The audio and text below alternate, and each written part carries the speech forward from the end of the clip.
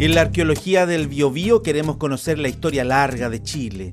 No esa que nos enseñaron y que comenzaba con la llegada de los españoles, sino aquella que da cuenta de la presencia humana en esta zona desde hace 5.000 o 6.000 años atrás. En el primer capítulo ya contextualizamos y estuvimos en el sitio Bellavista 1. Hoy queremos visitar el Museo al Aire Libre o el sitio arqueológico más grande de la región del Biobío, la isla Quiriquina. Esta posición insular, ubicada en medio de la bahía de Concepción, estaría completamente cubierta de sitios arqueológicos. Eso es al menos lo que nos han dicho y queremos comprobarlo. Todavía no son las 6 de la mañana con 30 minutos y llevamos rumbo a la base naval de Talcahuano. Ahí nos van a estar esperando para llevarnos a la isla Quiriquina. Es un viaje que hemos planeado con bastante anticipación. La isla tiene 422 hectáreas, está a 11 kilómetros de Talcahuano, un largo de 5,5 kilómetros y un ancho de 1.500 metros. Hoy está bajo la administración de la Armada de Chile y en particular de la Escuela de Grumetes Alejandro Navarrete Cisternas. La isla tiene una gran historia. El primer naturalista en visitarla fue el mismísimo Charles Darwin en marzo de 1835. Ya entonces describió los grandes conchales que hoy esperamos conocer en persona. Antes de Darwin, el gobernador García Hurtado de Mendoza en 1557 vivió una odisea en la isla. La autoridad española, pese a todas las recomendaciones, se embarcó con destino a Concepción en junio de 1557. Pleno invierno. Debido a las pésimas condiciones meteorológicas y a la imposibilidad de desembarcar en Penco, debió quedarse en la isla Quiriquina varios meses, donde tuvo que enfrentarse a grupos de indígenas que sencillamente no querían aceptar sus órdenes. Por todos estos antecedentes, Zulema Seguel resolvió a mediados de los años 60 que la isla fuera uno de los primeros lugares a estudiar. Aquí, el equipo de la primera arqueóloga del Biobío estuvo en 1964 y georreferenció algunos lugares. Hoy queremos reconstruir en parte esta historia. Nosotros tomamos y prospectamos durante 2-3 años todo el sector del Maule, Itata, Andalén, Biobío hasta Arauco. Y empezamos a detectar entonces en las islas los conchales en altura. Entonces iniciamos, digamos, investigaciones, por ejemplo, en la isla Quiriquina. Nuestro primer campamento con los alumnos que estábamos, 65, 66, 67, etcétera, hasta el año 70, ¿no? Prospectando toda esa área.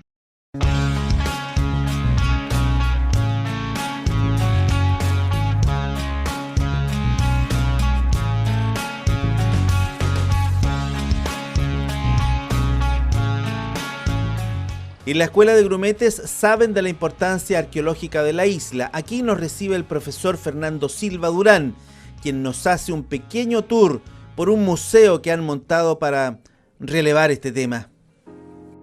Acá al centro nos encontramos, bueno, primero acá hay unos restos de ballenas que no son antiguos, son más recientes.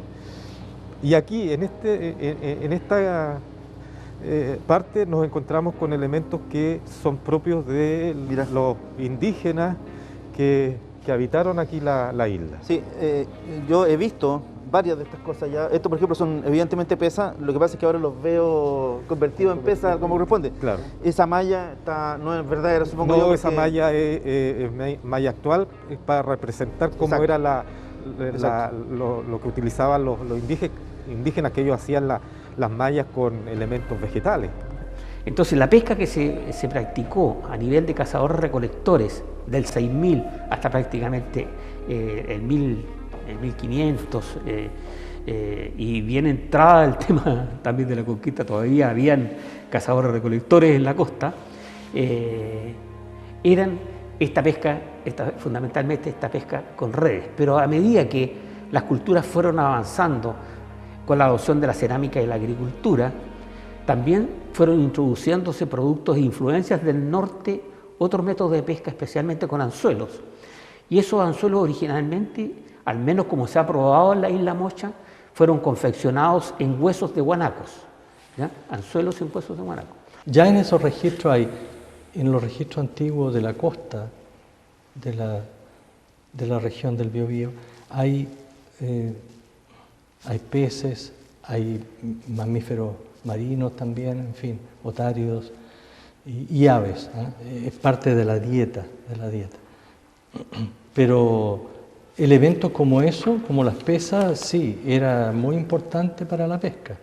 Y más al sur hay una tecnología mucho más especializada todavía, que es el uso de arpones dentados o con un solo diente o dos dientes, en el caso de los primeros grupos canoeros que navegaron por los canales australes. ¿Qué ves tú aquí, Pedro? O sea, acá lo que se ve son distintos artefactos primero sobre distintas materias primas, ¿cierto? Tenemos hueso, tenemos piedra, ¿cierto? Principalmente ese tipo de materiales. También piedras de distintas épocas, las piedras horadadas, ¿cierto? Y lo que sí, si tú te fijas, Hugo, puntas de proyectil, ¿cierto? Y si tú te fijas, Hugo, hay muchas cosas similares entre lo que vemos acá con lo que hemos visto en los sitios de... Las pesas son exactamente iguales. Las puntas que aparecen acá, las famosas puntas talcahuanenses, ¿cierto? Son exactamente las mismas que las que... O sea, no exactamente no son las mismas, pero son muy parecidas a las que aparecen la misma allá. forma. Y piezas como estas, las llamadas puntas talcahuanenses, estas puntas denticuladas o aserradas, que eran puntas que están asociadas en algunos sitios de la costa de la provincia de Concepción con, por ejemplo, con mamíferos marinos. El trabajo en esquisto con los colgantes también son iguales a los de Bellavista. ¿Son colgantes? Sí. La escotadura que tienen arriba funciona bajo la misma lógica. Le amarran algo ahí y lo utilizan como colgante. Y eso va haciendo la que se forme esta escotadura. Claro. Eso es lo que son todos materiales que tienen su contraparte, por llamarlo de alguna forma, en el continente, lo que nos habla de que hay una misma ocupación de una misma gente que está aceptando a la isla dentro de su territorio como parte de sus circuitos de movilidad y ocupación. Perfecto. Y acá tienen estas piedras moledoras que son muy interesantes, donde ellos molían los cereales que cultivaban. ¿Estos fueron encontrados acá en la isla? ¿Fueron encontrados acá en la isla? Sí. Yo hasta ahora no había visto en el trabajo que hemos hecho, digamos, piezas de tal tamaño. Claro. Ahora, es imposible ser de qué época es. Lo que pasa es que esto se llama en arqueología, el nombre técnico se llama complejo de molienda, ¿ya? Que es un moledor de dos partes, una piedra laja y una mano de moler, así se le llama. Volvemos a encontrar elementos, paleontológicos. Esto es paleontológico, claro. Ahí hay algunos... Esto de la famosa formación falanges, critina. claro, falanges de plesiosaurio, ahí hay vértebras, hay otros restos fosilizados. Esto se encuentra en la parte oeste, frente a Tumbes. Todo ese sector, ahí es fácil encontrar. Está lleno. Sí. Gran parte de las rocas que hay ahí están llenas de fósiles. De hecho, en Caleta Tumbes, si uno busca con algún cuidado, también es fácil encontrar, digamos... Y esto corresponde a la formación criquina. Y estas son las vasijas. ¿Y estas vasijas también fueron encontradas aquí en la isla? Fueron encontradas. Aquí en una oportunidad, haciendo unas excavaciones para la instalación de alcantarillado, encontraron un resto humano, un ajuar funerario. Y dentro de ese ajuar funerario había restos de cerámica. Claro, y eso es muy propio del complejo del Vergel, que es del periodo intermedio tardío, que calza con la fecha del 1150 después de Cristo. Y de hecho... ¿Esto es prehispánico? Esto es prehispánico, y de hecho probablemente sean los antecesores de los indígenas que encuentra García Hurtado de Mendoza en 1557 cuando llega acá, porque él dice, y también lo dice Ercilla en la Araucana, que cuando llegan, la isla ya estaba habitada. En 1915, frente a las costas del archipiélago de Juan Fernández y en el marco de la Primera Guerra Mundial, se hundió el buque Dresden. Chile resolvió enviar a un grupo de 300 marinos alemanes a la isla Quiriquina. En rigor, los alemanes, aparentemente con mucho tiempo de ocio, fueron los primeros en hacer excavaciones. En estas fotografías, donde incluso se observa a un grupo de marinos cavando con palos, obviamente sin mucha técnica arqueológica, sostienen el cráneo de uno de los primeros habitantes de esta posición insular. Chile, al ser neutral, no los podía mandar a Alemania. Estos náufragos del Dresden, producto del hundimiento que se produjo en el archipiélago Juan Fernández, el gobierno decidió mandarlo aquí a la Quiriquina, y estos alemanes, estando acá, fueron encontrando mucha evidencia de presencia humana en la Quiriquina, y hay fotografías que demuestran eso con elementos pero valiosísimos. Lamentablemente, muchos de estos hallazgos no se quedaron en Chile. Esta fotografía da cuenta de lo que encontraron y de lo que se llevaron también a su país, Alemania. Ya estamos listos para iniciar nuestro recorrido. Antes, eso sí, una recomendación del Consejo de Monumentos Nacionales. Se constituyen como monumento arqueológico aquellas piezas, sitios, lugares que tienen un interés, la ley dice antropo-arqueológico, y también incluye a los elementos paleontológicos, que si bien son de otro tipo, ¿cierto? Pero también los incluye la ley, ¿ya? Esos elementos quedan protegidos por el solo Ministerio de la Ley. Esa es una diferencia importante con respecto a otras categorías de monumento nacional, que se deben declarar mediante decreto. ¿Qué quiere decir eso? Que estas piezas que uno pudiese hallar, por ejemplo, en el marco de una excavación o producto de simplemente observarlas sobre la superficie, están protegidas y son propiedad del Estado. Ahora sí, comenzamos, pero no iremos solos. Tendremos escolta de la Armada de Chile, quienes también se mostraron muy interesados en aprender del pasado de la isla. No pasan ni 2 a 3 minutos de iniciada la travesía y de inmediato encontramos algo. Si te fijas, todos estos restos de conchas que hay probablemente sean de arrastre desde arriba. Que cayeron de arriba. Que cayeron de acá, ¿cierto? Y si nosotros intrusiamos un poquito aquí entre medio de la vegetación, podemos ver incluso un fragmento de cerámica. ¿Te fijas? Que lo vamos a dejar acá, obviamente. ¿Al tiro? Al tiro. Fragmento de cerámica que no habíamos visto en Bellavista. Y esto nos hace relación a lo que conversábamos recién con el profe Silva, ¿cierto? De que la isla tiene ocupación arcaica, pero también tiene ocupación más tardía, más nueva, entre comillas, ¿cierto? Y por lo que me da la impresión, el único lugar donde excavaron fue ahí.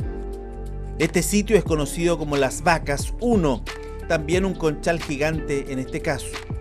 La expedición promete. Mientras seguimos caminando en búsqueda de más testigos de la presencia humana, hablemos un poco de los cazadores recolectores.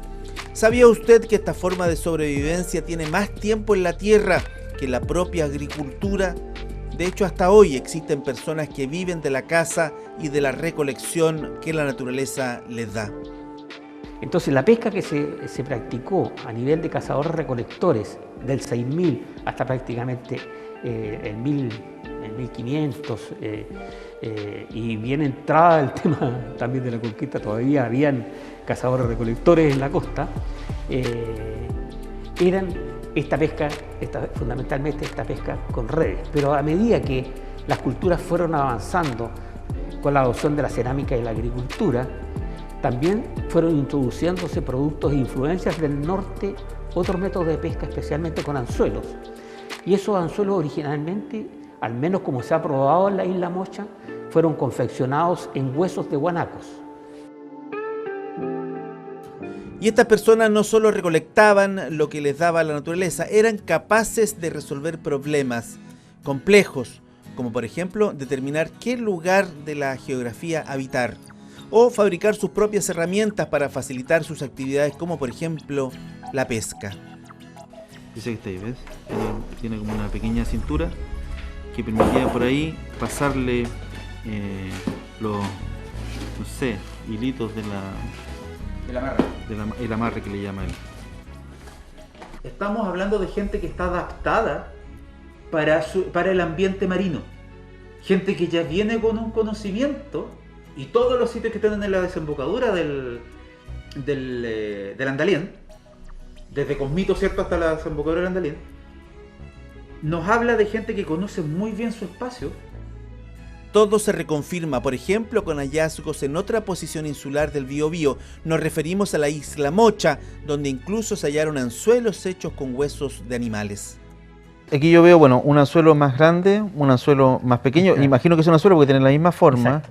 Estos eran punzones o agujas, tal vez. Exacto, están fragmentados, por eso probablemente no tienen la parte superior, pero todos eran ocupados, o en su gran mayoría, para las facturas de vestimentas en cuero. Entonces tenemos utilización de las rocas como para fabricar herramientas. Los huesos también ahora. Claro. Los huesos son todos muy finamente pulidos, la mayoría son de cetáceos, ¿cierto?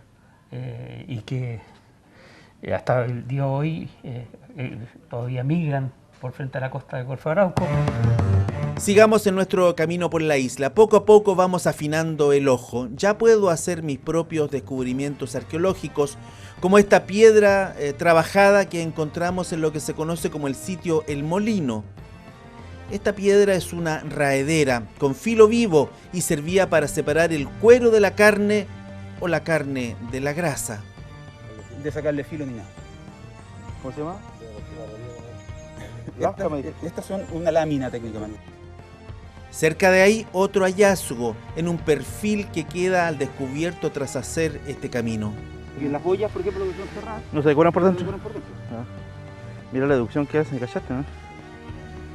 Esto funciona como lo que se denomina, si estuviéramos en el continente, esto sería un avistadero. Acá la lógica es la misma. Tú podéis ver todo lo que pasa allá, que es lo que está pasando en el mar. Cuando García estaba en Mendoza, lo más probable es que lo hayan visto llegar. ¿Te fijas? Y por eso ellos van a buscarlo. Y acá tú podéis ver si hay desplazamiento de especies marinas. No sé, me imagino que deben haber ballenas por acá en algún minuto. Entonces las ven. ¿Te fijas? Entonces, de nuevo, es una gente que conoce muy bien su espacio. Y que sabe estratégicamente, porque aquí, fíjate, tenéis control del espacio hacia el oriente, hacia el poniente y hacia el sur. Todo desde un mismo lugar. Alto. Es seguro. alto, no te preocupáis de que De inundaciones, de inundaciones, de marejadas, de terremotos, de tsunami, nada. Estáis acá instalados y estáis súper protegidos. Y está lleno de cerámica por todos lados. Y por lo más probable es que este haya sido un sitio habitacional importante. Durante todo el recorrido encontramos cerámicas. La isla no defrauda, es un sitio efectivamente al aire libre.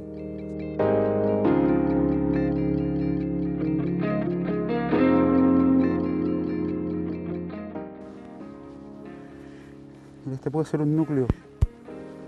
Hugo, ¿te acuerdas que yo te comentaba que cuando vimos allá abajo, que las piedras salían y quedaban... esto salía de la piedra, que es la lámina que te mostré ahí abajo, si tú te fijas. Lo que tenemos acá es el negativo de cosas donde... Lo que quedó. Esto es lo que quedó. Esto era un bloque grande probablemente de piedra, que lo tallaron varias veces, y lo que vemos aquí es uno de los negativos de esos procesos de talla. ¿Te acuerdas que yo te mostraba abajo que se veía dónde le habían dado, que yo decía aquí fue el punto de impacto? Si tú te fijas acá ves el negativo del punto de impacto y las ondas, muy similares a las que tenía la otra cara de la pieza. Ya estamos muy cerca del faro, ubicado al norte de la isla. Los paisajes son preciosos, idílicos. Y en las quebradas o pequeñas bahías aún es posible encontrar a pescadores, como seguramente los había muchos años atrás, 3.000 o 4.000 años. En estos mismos faldeos hacemos nuestro hallazgo, una especie de machacador. ¿Esto qué es lo que es? ¿Un machacador? Esto es un machacador. Si tú te fijas, incluso se ve la piedra que tiene como un corte, sí, ¿cierto? Exacto. Este es lo que nosotros llamamos el borde activo. Esta era la parte que, y de hecho, si tú te fijas, la superficie acá es súper lisa y acá es rugosa. El borde activo limitaba la parte donde esto se ocupaba para moler. Como las piedras de moler que uno tiene en la casa. Y es muy parecido, digamos, a lo que estaba en el mismo museo de la isla, digamos. Hay varias piedras parecidas. Y obviamente esto ha sido afectado, ¿cierto? Ha sido maltratado por el tiempo, pero se ocupa para moler y procesar alimentos. Te fijas de nuevo, acá hay que obviamente tener lo que hablábamos, el ojo arqueólogo para darse cuenta. Si no pasa como una piedra común y corriente. Exactamente, para el que no conoce pasa como una piedra común y corriente. Si te fijas acá de nuevo, el contexto donde está puesta esta piedra es la parte alta del conchal, que se extiende alrededor de nosotros e incluso al otro lado del camino. Después de, no sé, una hora de caminar con Pedro, nuestro arqueólogo, nos trajo a este lugar. Él tiene un georreferenciado a todos estos sitios, pero me da la impresión que este hallazgo es más bien instintivo. Se ve aquí, esto que estoy en blanco puede parecer cualquier cosa, pero en realidad es un depósito de conchales también de varios miles de años. Se supone que deberíamos estar cerca del sitio Quiriquina 1, Quiriquina 2, pero estos que usted ve ahí blanquitos son depósitos de conchales que los primeros habitantes de este lugar hace 4.000, 5.000 años dejaban acá. Nos vamos satisfechos. La isla hace honor a su historia. Casi toda su superficie es un sitio arqueológico al aire libre. La isla Quiriquina está en el corazón de la historia larga en el Biobío. Sus sitios arqueológicos, lo histórico, todo el tema con los patriotas, la conquista, el Dresden, sin mencionar siquiera su riqueza paleontológica.